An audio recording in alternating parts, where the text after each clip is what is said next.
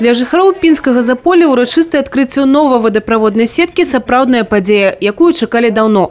Нягледзячы на непасрэдную блізасць да гарадской мяжы, вада тут была не лепшай якасці. Прычына тупіковай сеткі, у выніку чаго адсутнічала пастаянная циркуляция. Проблемы были с водой то, что она содержала очень много железа. Ну и были частые порывы водопровода, особенно возле башни. Эта вода сама по себе будет, если сделать очистные, то уже транспортировка воды домам будет чистой. Новый водопровод агульнай працягласцю 619 метров за кароткі тэрмін правялі пінскія будаўнікі. А магчыма, гэта стала дзякуючы сумеснаму з украінскім бокам праекту «Водныя інспектары».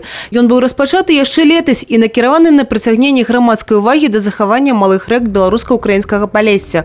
З украінскага боку удзел у ім прыняў Любашоўскі раён, з беларускага – Пінскі. Я надеюсь, что это будет отправной точкой для дальнейшего сотрудничества и с нашими украинскими партнерами. Думаю, что в дальнейшем будущем мы будем реализовывать и более серьезные проекты, и только чтобы это было во благо развития нашего региона, во благо улучшения качества жизни наших людей. Дарэчы, проект прадугледжвае не толькі будаўніцтва водопровода, але і экалагічную адукацыю насельніцтва.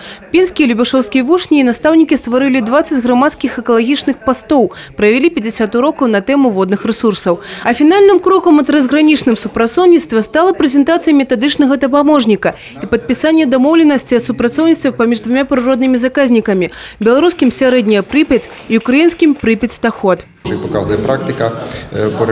Як показала рэалізацыя праекту, дзецям вельмі спадабалася. Яны знайшлі шмат новых сяброў, і ім сапраўды вельмі цікава даследаваць прыроду і ўсё, што навокал нас. Спадзяюся, яны будуць актыўнымі грамадзянамі.